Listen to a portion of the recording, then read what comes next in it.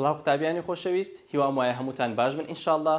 من مامۆستا ڕاستی، مامۆستای زمانی ئینگلیزی، زۆر خۆشحاڵم کە لە درێژەی وانەکانی کتێبی ئینگلیزی پۆلی شەشەمی بنەڕەتی بە ئێوەی ئازیز و خۆشەویست شاد دەبمەوە.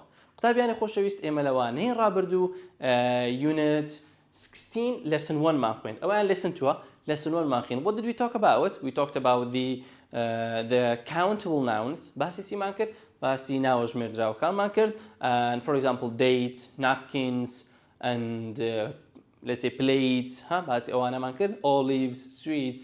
Okay, we studied these words and we learned when we ask about countable nouns, we use how many. ئێمە باسی ئەو شانەمان کرد و هەروەها گوتمان کاتێک پرسیار دەکەین لە ژمارەی ناوێکی ژمێردراو دەڵێن how many. For example, how many sweets are there? How many biscuits are there? How many olives are there? Or how many books are there? Okay, چەندانە کتێبی لێیە. There are 5 books. Pens کتێبی لێیە. کەواتە ئێمە لەوانەی ڕابردوو we talked about the countable nouns. ناوەژمێردراوەکان. Countable nouns. And today we are going to study unit 16 lesson 2 page 90 from the student's book. تکای هەمووتان لە کتێبی student book لاپەڕەنەوەت بکەنەوە unit 16 lesson 2. Unit 16 lesson 2, yes. A little bit bigger, okay. Read, listen and say. Let's read. A week later, do I have take? ئێوە گەر لەبیرتان بێت کاتێک ژوشکێکیان دۆزی بۆ و وەروەها تەلەفۆنیان لە بۆ ڤێت کرد، دکتۆری ئاژەڵان هاچی کرد، یارمەتی دا و با بڵێن کافی زۆر غەمبار بوو، وای دەزانیکەوە ئازاری داوە، بەڵام وا دەرنەچوو the hedgehog was sick. ژوشکەکە نەخۆش بوو. با بزانین دوای هەفتەیەک a week later دوای هەفتەیەک بزانێت چی بەسەر هات. Okay. She is asking did you talk to the vet? Did you talk to the vet? ئایا قسەت لەگەڵ vet کرد؟ لەگەڵ ڤێتمانەی چ بوو چێ لە بیری مایە؟ واتە دکتۆری ئاژەڵان. دکتۆری ئاژەڵان. کافی دەڵێ چێ؟ دەڵێ yes I did. بەڵێ کردم. ئێوە لەبیرتان بێ مەلەوانەکانی ڕابردوو باسمان کرد. کاتێک پرسیار دەکەین لە بۆ ڕابردوو ئێمە did بەکاردێنین. دید بەکاردێن و ئەو ڤێربەی کە لەگەڵیشی بەکاردێت دەبی بەیزبی. ڕاستە ئێمە پێشتر باسمان کردووە کاتێک باسی ڕابردوو دەکەین ئێمە ئیدی لە بۆ زیاد دەکەین یاخود ڤێربەکە شازە. regular verbs we add ed and irregular verbs we have to memorize. بەڵام ئەگەر هاتوو did هەبوو لەو حاڵەتەی پێویستە ڤێربەکە بیتە base present نابی ئیدی وەربگری یاخود past بی. هەرچەندە با بڵێن ڕستەکەش پرسیارکردنە لە past لەبەر ئەوەی didمان هەیە. کەواتە زۆر جار لە کاتی تاقیکردنەوە قوتابیان بە تایبەتی تاقیکردنەوەی کۆتایی ساڵ پرسیارێکەوە با بڵێن 12 دەرەجە یان 16 دەرەجە بەس هەڵبژاردنە. هەڵبژاردنە یەک لەو زۆر جار ئەوانە دێتەوە. دەڵێ did you dash to the vet؟ دەنووسرێت talk, talked, talking بەو شێوەیە بزانین کامێ هەڵدەبژێری. پێویستە جەنابەت کە didت بیت کە هەر کاتێک didت دیت پێویستە ئەو ڤێربی هەڵدەبژێری base بی. نۆمرە did you play, did you talk, did you listen, did you hear بەو شێوەی. Okay, دەبی ڤێربەکە base بی. هەرچەند دەمانەی ڕابردووش دەدات. Okay. Did you talk to the vet? Yes I did. بەڵێ کردم. کاتێک وەڵام دەدەینەوە گە پرسیارێک بە did کرا دەڵێن yes I did یان no I didn't. بەو شێوەیە وەڵام دەدەیەوە ئاگادار بن. ئەو زۆر جار وشەمان لە بۆ دێتەوە دەڵێ بی کە ڕستە لەو بابەتەی وەڵامەکەشی دەگەڕێتی بەو شێوەیە جار دەدەیەوە. The hedgehog is fine. ژوشکەکە باشە ئێستا. تەندروستی باشە. Okay. And here he says okay everything okay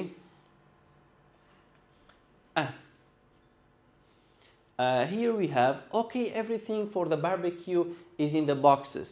Okay هەموو شتێک لە بۆ باربیکیو گوتمان باربیکیو واتە با بڵێ برژاندن گۆشت برژاندن یان ئەو شتانێکەوە بەڵکو گۆشت و تکە و ئەو بابەتانە کە دەی برژێنی ئاتەن گوتمان لە 4-5 مانگێک لە وڵاتی ئینگلتەرا خەڵک لەو وەکو لای خۆمان کە لە نەورۆز و لە بەهاردا زیاتر سەفرە و ئەو شتانەیە و گۆشت برژاندن و ئەمانە لە دەرەوە دەکەین. لەوێش هەروە ئەو مودەیە ئەو کاتە پێی دەگوترێ باربیکیو. باربیکیو مانای گۆشت برژاندن دێ وەروە بەو مودەیەش دێ بۆ ماوەیەش دێکەوە گۆشتی تێدا دەبرژێن و دەستنە دەرەوە وەکو لای خۆمان. Okay everything for the barbecue is in the boxes. Okay هەموو شتانەی لە بۆ با بڵێن گۆشت برژاندن پێویستمانە لە ناو بۆکسەکەیە. There are some plates. هەندێک چی لێیە؟ plate. گوتمان plate واتە چی؟ لەوانەی ڕابردوو واتە قاپ. هەندێک قاپی تێدایە و and some napkins وەروها دەستە سڕیشی تێدایە. Okay. ئەوشان دەڵێ there aren't any biscuits هیچ بسکیتی تێدا نییە but there are lots of dates بەڵام خورمایەکی زۆری تێدایە لەوانەکانی ڕابردوو گوتمان dates واتە خورما okay I have got some great news okay هەواڵێکی خۆشم پێیە گرنگم پێیە The television company is coming to the barbecue okay کەناڵێکی تەلەڤیزیۆنی با بڵێن کۆمپانیایکی تەلەڤیزیۆنی دێتە ئەو شوێنێکەوە ئەوان گۆشتی لێ دەبرژێن و هەر وەک لای خۆمان زۆرجار کەناڵەکان دەچێتە سەیرانگاکان لێرەش بەو شێوەیە okay then he says and two television celebrities want to interview all و دوو با بڵێن کەسی بەناوبانگ دوو کەسی بەناوبانگی تەلەڤیزیۆن کە لە تەلەڤیزیۆن کار دەکەن دەیانەوێت ئینتەرویوتان بکەن با بڵێن مقابلەتان بکەن قسەتان لەگەر بکەن ئۆکەی بەوانە دەڵێت ئەویش دەڵێت who is it چێنە با بڵێن شێیە دانیێل دین and میرەندا دین دانیێل دین و میرەندا دینن دیارە دوو کەسی بەناوبانگن لەوێ کەوا دەستنە ئەو شوێنە ئۆکەی let me read again a week later did you talk to the vet yes I did the hedgehog is fine okay everything for the barbecue is in the boxes there are some plates and some napkins there aren't any biscuits but there are lots of dates I've got some great news the television company is coming to the barbecue and two television celebrities want to interview all okay who is it Daniel Dean and Miranda Dean okay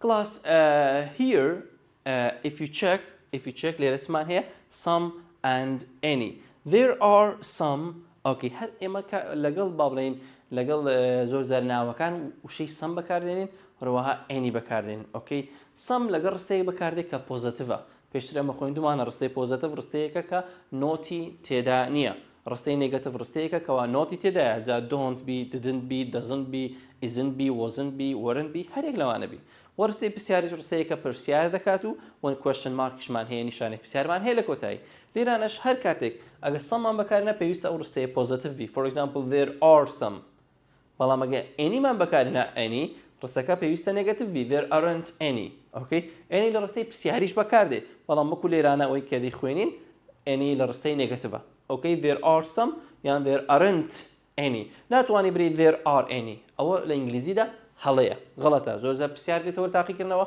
مامۆستا بەمەبەست ئەو پرسیارە دەینیتەوە پێویستە تۆی قوتابی وریابی there are some you cannot say there are any there aren't any okay you cannot say there aren't some ناتوانانی some لە ڕستەی نێگەتیڤ بەکاربێنی دەی بڵێ there aren't any okay بەو شێوێ هەروەکو لێرە هەمانە for example we have it here there are some plates ناتوانین بڵێ there are some ناتوانین بڵێ there are any plates چکە ڕستەیەکە پۆزتیڤە نۆتی تێدا نییە okay کەواتە there are some plates there are some napkins there are some books بەو شێوەیە بەڵام ئەگەر نێگەتیڤ بوو I think we have پێم وایە ڕستێکی نێگەتیڤمان هەبێت for example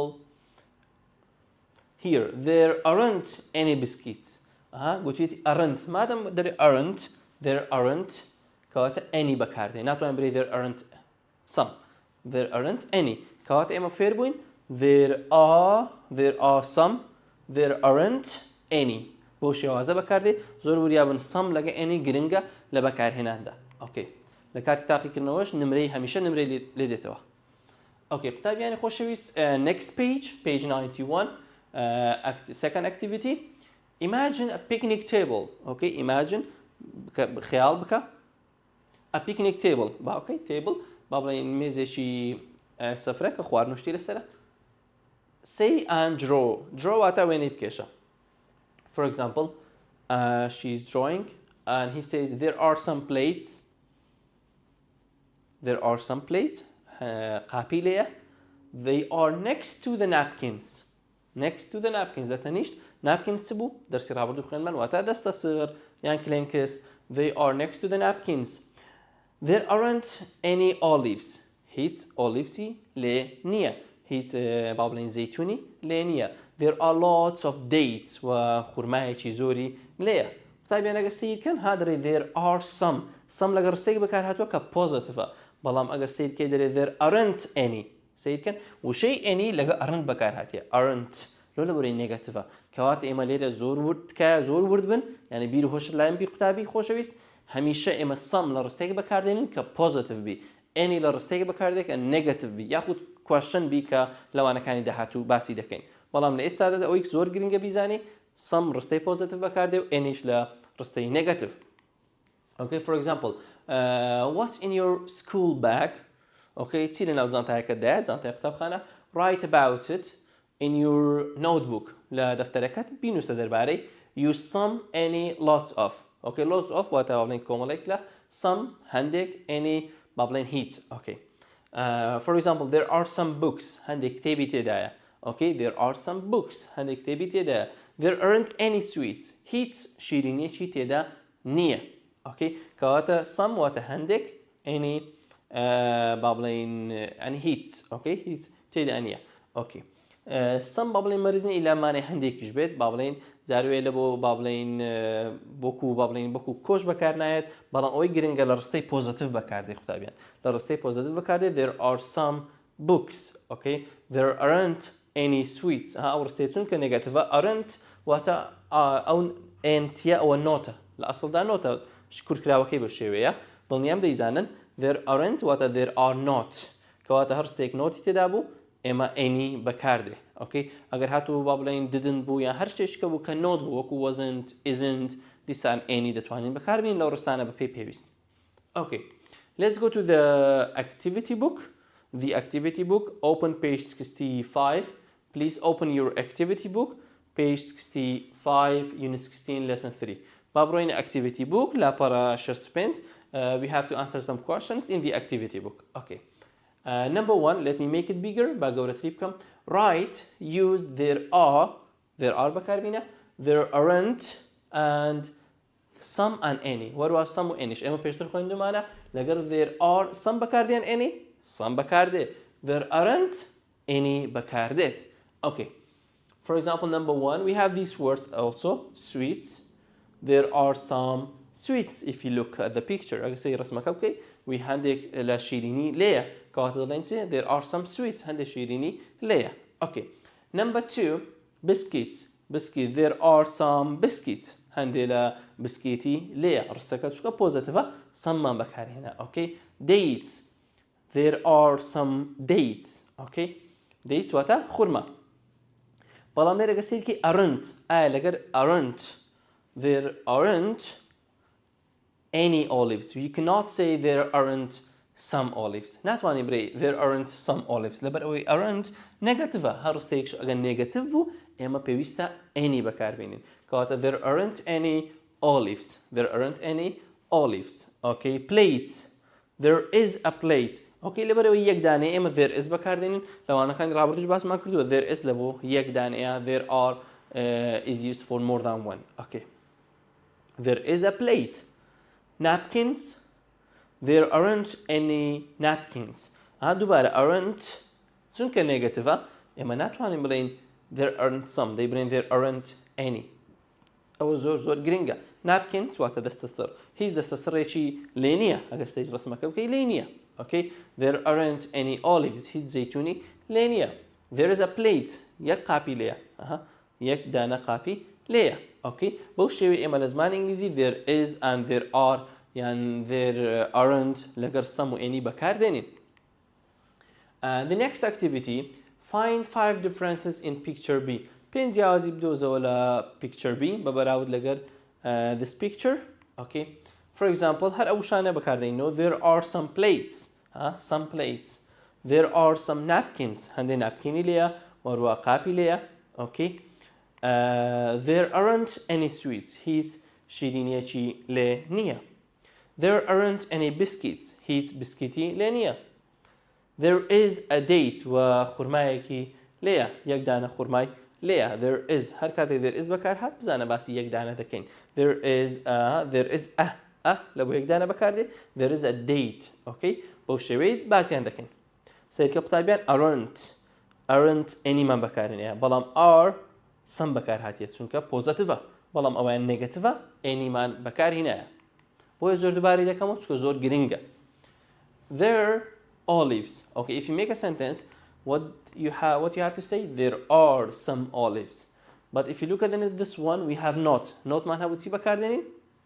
ئافرین any کات بڵێن چی؟ There aren't any sweets. There aren't any sweets. ئێوەش دەتوان بینوسنەوە لەسەر کتێبەکانتان بەو شێوەیە. قوتابیانی خۆشەویست لێرەدا گەیشتنە کۆتایی وانەی ئەمڕۆ هیوام وایە سوودی هەبوو بێت بۆتان تاوەکو وانەیەکی تر و بابەتێکی تر بەخوای گەورەتان دەسپێرم.